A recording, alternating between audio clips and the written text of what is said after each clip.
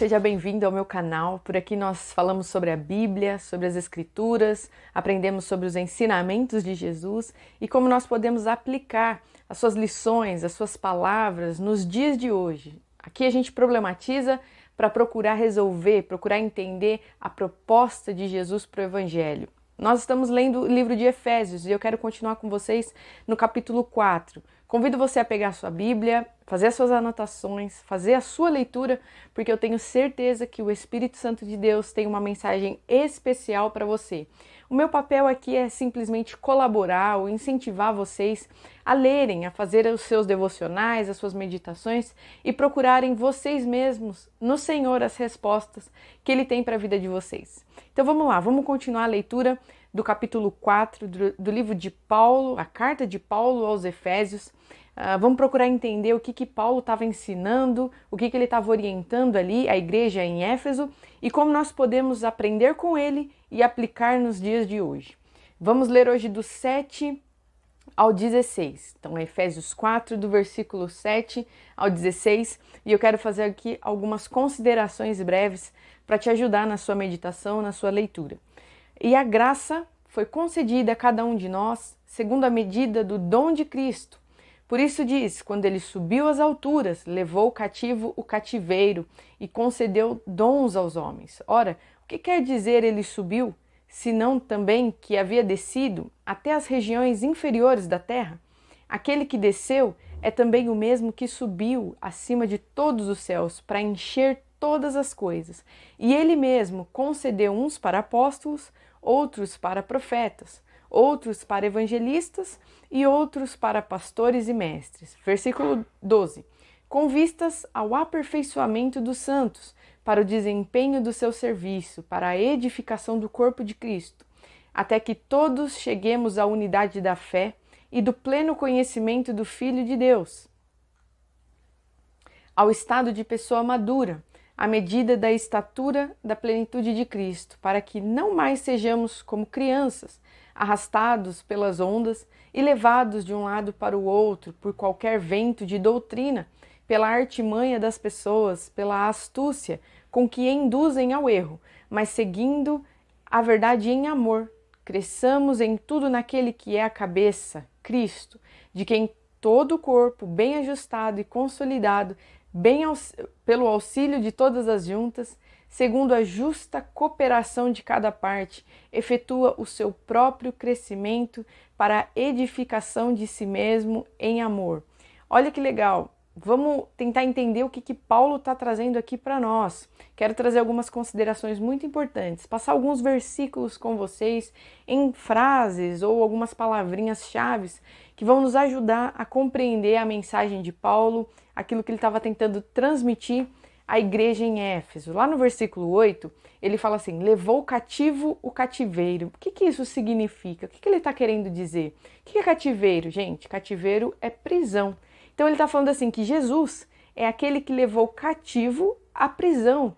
Mas o que ele está falando? Ele está falando da condição humana, está falando da condenação eterna, de pecado, de morte, que o ser humano está submetido por conta da sua separação de Deus. E que Jesus é aquele que tomou sobre si as chaves da morte, a chave da prisão eterna, daquilo que nos coloca em condição de separação de Deus. O pecado, ele nos separa de Deus, gente. E Paulo está dizendo que Jesus resolveu isso. Se a gente lê lá em Apocalipse, do capítulo 1, do 17 ao 18, João está tendo uma revelação sobre o mundo espiritual. E ele tem uma revelação a respeito de Jesus. Ele fala palavras às igrejas, ele anuncia aquilo que ele ouviu de Cristo. E o próprio Cristo fala assim para João. Ao vê-lo, caí aos seus pés como morto. Ele falou assim, ao ver Jesus, eu caí como morto. Porém, ele pôs sobre mim a mão direita, dizendo, não tenha medo, eu sou o primeiro e o último, e aquele que vive. Estive morto, mas eis que estou vivo para todo sempre, e tenho as chaves da morte e do inferno. Ou seja, Jesus tem autoridade sobre a morte, sobre a consequência do pecado, sobre a condenação dos homens. Então, Jesus, ele é liderança, autoridade máxima, aquele a qual todas as coisas estão submetidas, tanto o bem quanto o mal, porque ele venceu, ele se entregou e por meio do seu sacrifício, levou sobre si e estabeleceu a justiça de Deus. Então, tudo a partir do sacrifício de Cristo responde a ele, ao Filho de Deus. E é isso que Paulo está falando aqui, olha, Cristo é aquele a quem a morte obedece, ao qual o inferno está submetido à sua autoridade, porque ele tem poder, ele, aquele que se sacrificou, que pagou o preço, que redimiu a criação, redimiu os homens, ele tem essa autoridade. No versículo 8 também, ele diz, concedeu dons aos homens. Então esse mesmo Cristo, esse mesmo Senhor, que tem as chaves da morte nas mãos, ele também é aquele que concede dons. E isso como, gente? Por meio do Espírito Santo, que distribui os dons. Então, quando nós recebemos Cristo, quando nós aceitamos Ele como nosso único Salvador, nós recebemos o Espírito Santo de Deus, que derrama sobre nós dons. Eu quero deixar aqui para vocês a leitura de 1 Coríntios 12. Lá vocês podem aprender com Paulo de forma magnífica, uma explicação muito boa sobre o Espírito Santo e a sua distribuição dos dons à igreja, as nossas capacitações, as nossas qualidades, as nossas faculdades, a capacidade dos seres humanos estarem no mundo como corpo, como igreja, vem por meio do Espírito e como ele derrama dons sobre nós. Eu estar aqui falando com vocês, falando sobre a palavra, você cantando, ministrando na sua função, seja administrando uma empresa, você que segue a Cristo e exerce o seu papel, saiba de uma coisa, você é presenteado pelo Espírito Santo com dons para que isso seja desempenhado de forma magnífica através da sua vida. No versículo 10 ele diz, encher todas as coisas que Cristo... Olha só, vamos juntar aqui o raciocínio. Jesus é aquele que detém as chaves da morte. Ele levou cativo o cativeiro. Aquilo que aprisionava os seres humanos não aprisiona mais em Cristo Jesus. Então, por meio de Jesus, nós somos livres da condenação eterna, da condição caída dos seres humanos. Cristo também é aquele que concede dons aos homens. Então, nós recebemos capacitações, presentes, por meio do Espírito Santo de Deus, porque ele é aquele que enche todas as coisas. E quando a gente lê encher todas as coisas, é dar sentido, propósito e significado. É como o ar que enche a bexiga, entendem? Então, se a gente ler lá em Romanos 8, do 19 ao 22, diz assim, Paulo ensinando, né? A ardente expectativa da criação aguarda a revelação dos filhos de Deus, pois a criação está sujeita à vaidade, não por sua própria vontade, mas por causa daquele que a sujeitou, na esperança de que a própria criação será libertada do cativeiro da corrupção, para a liberdade da glória dos filhos de Deus, porque sabemos que toda a criação a um só tempo geme e suporta angústias até agora. Em Colossenses 1:20 diz assim, portanto, por meio do Filho, Deus resolveu trazer o universo de volta para si. Ele trouxe a paz por meio da morte do seu Filho na cruz, e assim trouxe de volta para si mesmo todas as coisas, tanto na terra como nos céus. Ou seja, Jesus é aquele que devolve o sentido existencial dos homens. Então, com o pecado, a morte no meio dos seres humanos, presente na criação, essa separação de Deus, o erro, ele nos leva, gente, à inutilidade. É como se nós perdêssemos o propósito da nossa existência. É como se fosse nos tirado, como um violão é retirado as suas cordas, como um piano é retirado as suas teclas. Não funciona bem mais. Longe de Deus, longe de Cristo, do Criador, nós estamos separados dele, nós somos separados, consequentemente, da nossa funcionalidade, nos tornamos inúteis, como Paulo relata em Romanos 8.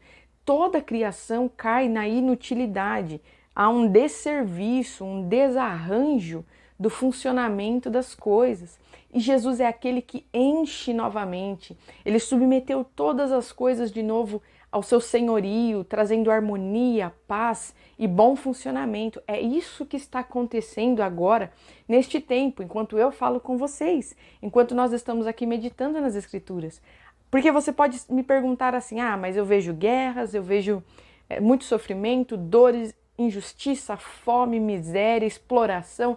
Nós vemos todas essas coisas, porque nós estamos falando, gente, de um período necessário, onde o Evangelho está sendo pregado e onde está sendo anunciado o Filho de Deus. Então, essas coisas estão em processo. Nós estamos falando aqui do tempo da graça, onde chegará o dia que Jesus retornará para julgar as nações. Por enquanto, nós estamos no tempo de arrependimento, onde Cristo é pregado, testemunhado, e os seres humanos têm a oportunidade de se arrepender dos seus maus caminhos, reconhecendo a sua queda, se arrependendo e retornando à sua utilidade por meio de Cristo. Então nós estamos nesse tempo de transformação, de anúncio, de pregação da mensagem, de anúncio do Filho, para que todos aqueles que ouvirem possam se arrepender dos seus caminhos e reconhecer Jesus como Filho de Deus, como aquele que traz de volta e está trazendo de volta ao pleno funcionamento o coração daqueles que estão aceitando o Filho, daqueles que estão reconhecendo que Jesus é o enviado de Deus. Estamos no tempo de graça, de tempo de pregação. Por isso que a gente vive ainda o já, mas ainda não. Então, há aí algo acontecendo na história da humanidade que está durando o tempo que Deus bem entende, em que tudo está convergindo, como se nós estivéssemos no meio do processo de algo que vai culminar e vai ser plenamente cumprido no retorno de Jesus para julgar, para recolher os seus e julgar todas as nações. No versículo 12, ele fala assim, com vistas ao aperfeiçoamento dos santos para o desempenho do seu serviço. O que ele está dizendo? Ele quer dizer que o que acontece em nós, esse presente, os dons que nós recebemos, tem um propósito, tem uma finalidade. E qual é essa finalidade? Com vistas ao aperfeiçoamento dos santos para o desempenho do seu serviço. Então, olha isso aqui, que legal.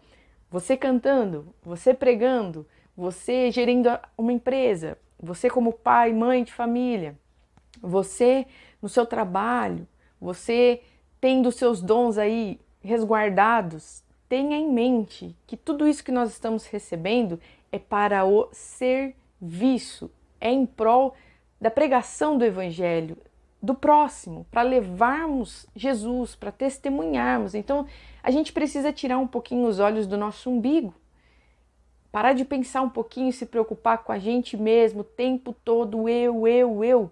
E nós precisamos entender que a mentalidade do reino de Deus é diferente daquilo que nós somos criados, como nós somos criados na cultura do século XXI, onde o egocentrismo, o ego humano é muito inflado, idolatrado, colocado em atenção.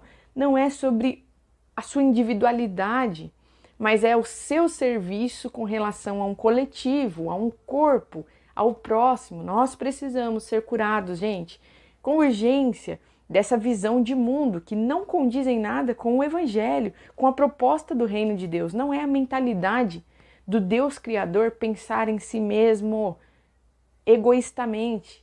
Não tem a ver com Jesus isso, porque se tivesse, nós jamais estaríamos aqui falando sobre isso. Estaríamos em ruína, em destruição, quiçá estaríamos existindo. Se Deus pensasse como os seres humanos pensam, talvez não houvesse nem a possibilidade de uma criação existir. Nós precisamos tirar essa atenção de nós mesmos e olhar a realidade como Cristo olha, como Jesus tem como proposta de estilo de vida para nós. No versículo 12 ele também fala para edificação do corpo. Paulo está ensinando aqui a função e a finalidade, os motivos do porquê nós recebemos o que nós recebemos da parte de Deus. Por que nós temos os dons e os talentos derramados pelo Espírito nas nossas vidas. Alguns para mestres, outros para apóstolos, outros são abençoados com o dom de generosidade, hospitalidade, administração.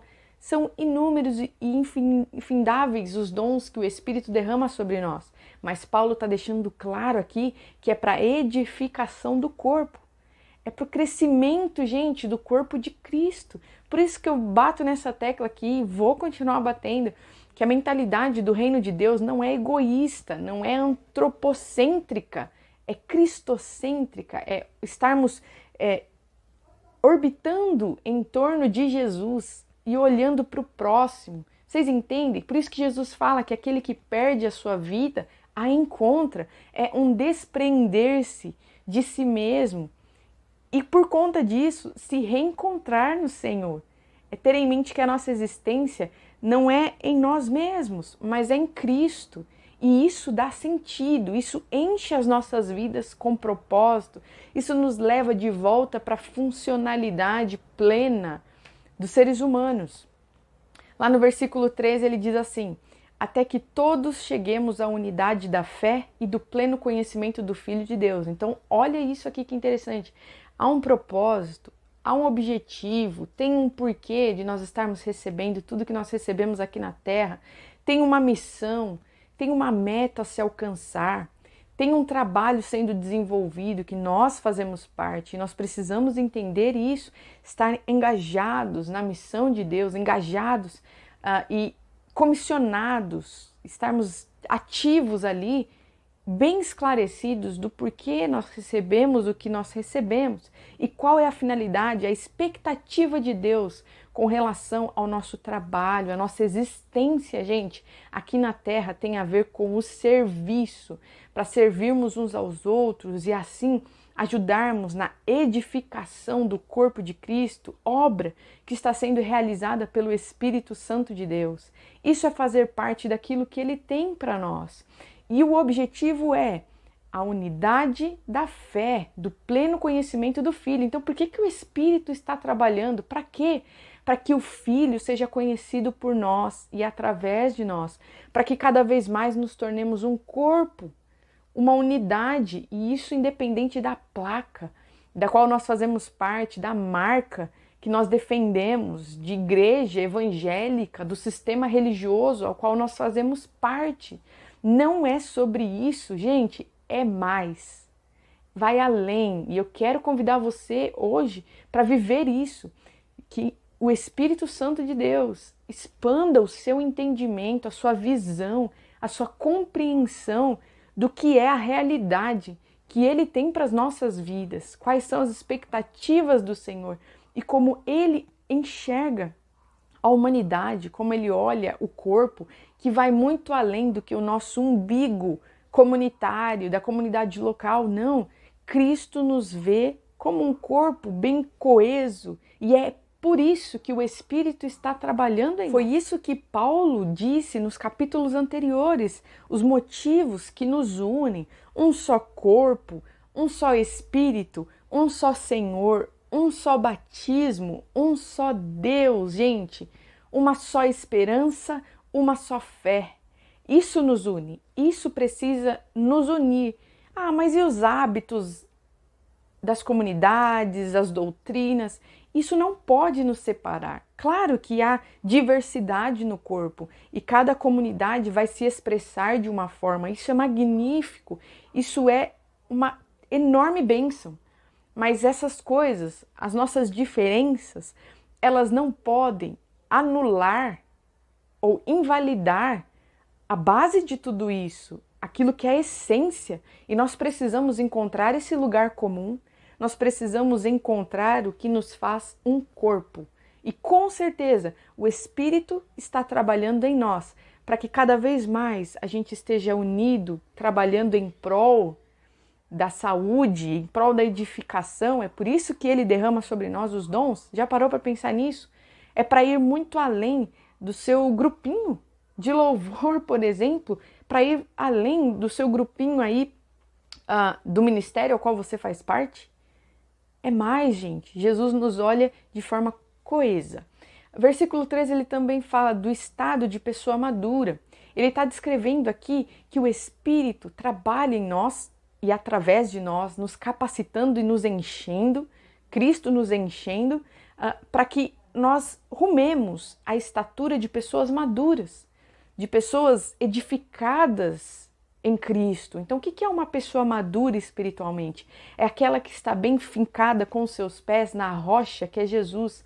É aquela que tem o conhecimento, o caráter de Cristo bem trabalhado no seu interior, no seu estilo de vida, na sua forma de falar, de ser e estar no mundo. Então, a pessoa madura é para esse lugar que o Espírito está trabalhando na minha vida, na sua, está derramando, nos aperfeiçoando. Ele é um artista, gente. Pensa só, o Espírito Santo é um artista e ele trabalha individualmente e coletivamente para que juntos nós venhamos nos tornar um. Essa é a inteligência, essa é a mentalidade, esse é o poder de Deus trabalhando em nós.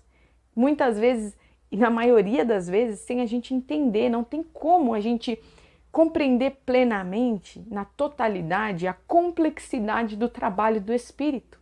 Não tem como, mas é isso que está acontecendo. Isso foi revelado por Cristo, pelos seus discípulos, para nós, para que a gente venha entender para onde Ele está nos levando, qual é o caminho, qual é o alvo que Ele tem nos conduzido. É a estatura de pessoa madura, que conhece o Filho, que reflete o caráter do Filho, que é um com o corpo, que se torna um. Isso aqui é lindo demais.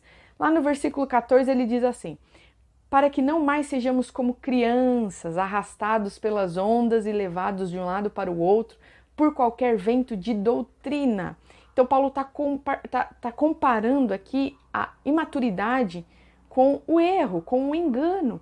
Imaturidade qual é? Do conhecimento de Jesus, de quem Ele é, de como Jesus funciona, o que Ele pensa, o que Ele deseja. Conhecimento. Então, imaturo é aquele que não conhece Jesus muito bem, os seus ensinamentos. E à medida que nós vamos andando com Ele, que nós vamos caminhando e nos aprofundando em intimidade com Jesus, nós estamos sendo amadurecidos, nós estamos sendo aperfeiçoados. Esse é o caminho. Então, não pare nas suas orações, na leitura da palavra. Na verdade, eu quero deixar essa pergunta para você. Como anda? Faça essa autoanálise. Como anda o seu relacionamento com Jesus? Seu conhecimento, a intimidade de vocês dois, porque é para esse lugar que nós estamos indo.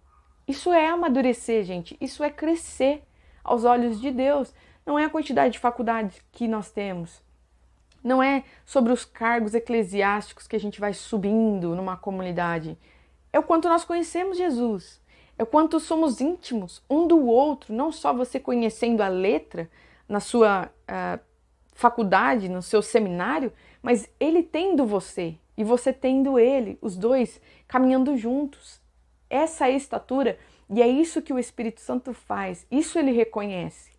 As outras coisas são acréscimos, são bênçãos que nós recebemos, nós vamos nos dedicar, nós vamos estudar, dar o nosso melhor, mas o foco e o alvo de tudo que nós fazemos é apenas um.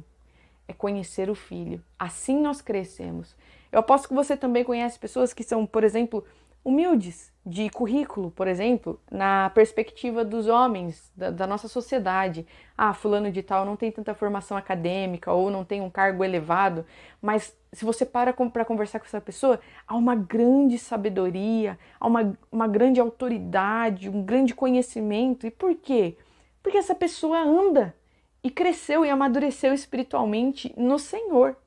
Então, o alvo e o foco de tudo que nós fazemos, eu não estou falando para você rasgar os seus diplomas, mas para você ajustar as suas motivações e entender que, segundo a palavra de Deus, a proposta que Cristo tem para nós é andarmos em santidade com Ele.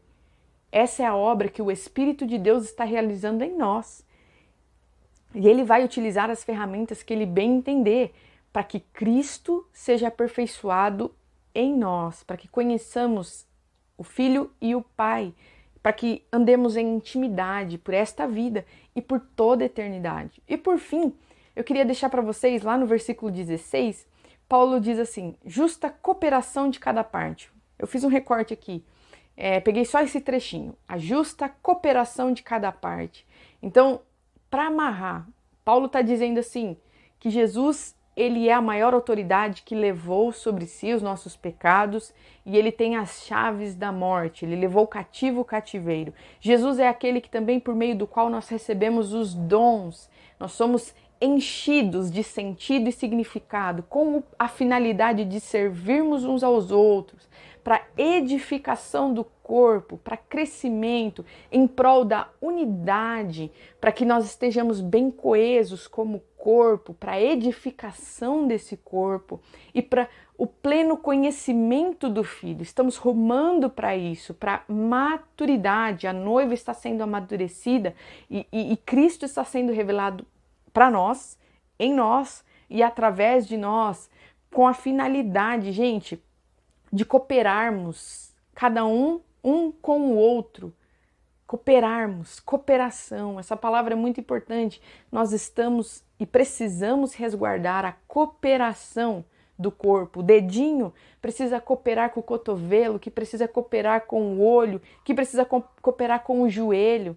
Essa é a visão de Cristo para nós. Essa é a expectativa de Deus para nós. Essa é a obra do Espírito para nós. Eu quero fazer essa pergunta para você. Como nós podemos cooperar com o Espírito Santo naquilo que Ele está fazendo nas nossas vidas, para aquilo que Ele está fazendo na nossa nação, como brasileiros, como a Igreja de Cristo aqui no Brasil? Como nós podemos cooperar? Nós precisamos entender que há um mover do Espírito, porque há plano de Deus para nós como corpo, como igreja, que extrapola as placas denominacionais. Esse é o tipo de resposta, gente, que nós só vamos ter em oração, em comunhão com Deus, andando com Jesus, aprendendo dele, ouvindo e tendo o entendimento por meio do Espírito de quem Cristo é, do que Deus tem para as nossas vidas, para essa geração. Eu deixo essa pergunta e faço esse desafio, esse convite para você voltar ao lugar de oração e buscar em Cristo Jesus respostas para aquilo que Ele tem para a sua vida neste tempo, como nós podemos, como você pode, como eu posso contribuir com aquilo que Ele está fazendo, com os planos que Ele tem para nós e através de nós como nação, como podemos servir as outras nações. Como nós servimos primeiramente a nossa casa, a nossa família, aqueles que estão ao nosso redor, mas como nós servimos também as demais nações, como um povo que leva uma cultura, que leva uma espécie, uma forma de adorar a Deus, uma diversidade aqui, sendo instrumento nas mãos de Deus para mostrar à humanidade a misericórdia do Senhor, né? O caráter de Cristo sendo revelado em nós. Deixo para vocês essa reflexão. Vamos continuar a leitura. No próximo vídeo a gente vai seguir no capítulo 4. Se Deus quiser, a gente termina ainda em 2022 a leitura de Efésios, para 2023 a gente começar um novo livro e aprender juntos com o Espírito, a partir da revelação da palavra, o que Ele tem para as nossas vidas, quem é Jesus, quem é o Filho. Essa é uma pergunta importante. Quem é o Filho? Faça você, pessoalmente falando, e busque essa resposta em oração nos seus devocionais. Deus abençoe e até o próximo vídeo.